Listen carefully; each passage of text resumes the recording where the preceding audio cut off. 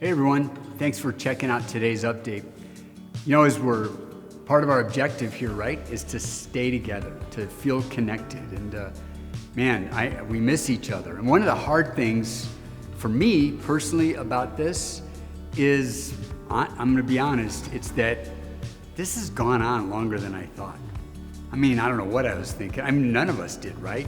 But it seems at this point, doesn't it? Like this has been a long time. And it's easy to get discouraged, at least for me.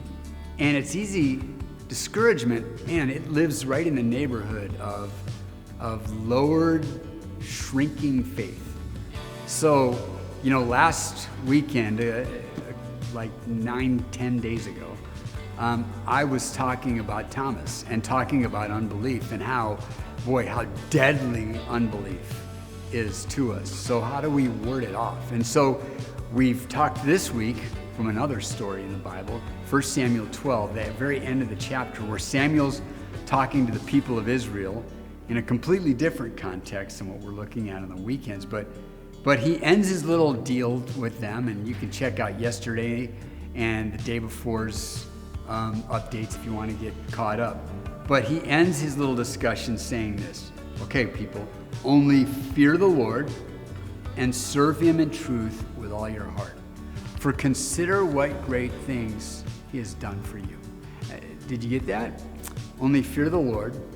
Center your life around the Lord. The Lord is the factor. He's the, this is another way of saying seek first the kingdom of God and then trust God for everything else. Only fear the Lord and serve him with everything you've got, which that's about faith, a big faith. That's about bringing all that I have and expectancy that God is going to do something with that. Only fear the Lord and serve him in sincerity and truth with all your heart.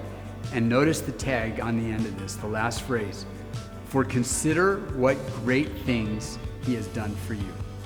That's that's today's update, is consider, think about, remember the great things that God has done for you.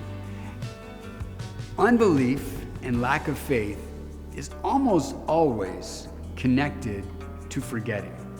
When I find my faith weak and shrinking, and I find my discouragement starting to peak, a lot of that is because I have forgot to remember.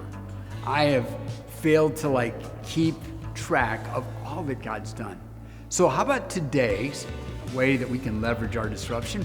Maybe we have a little extra time. What if we started a journal, or just grabbed a piece of paper and started a list, or grabbed our phone and opened a notes app and said, okay, this is my list of stuff that God has done for me. And start keeping a list of all the ways that God has moved, all the gifts that he's given, all the cool things he's done, all the great things in your history. And then as you move forward, even today and even tonight and even tomorrow, start keeping track of all the cool things that God is doing in you and for you and around you, all the ways that he's answering prayers, big and small. Let's remember not to forget.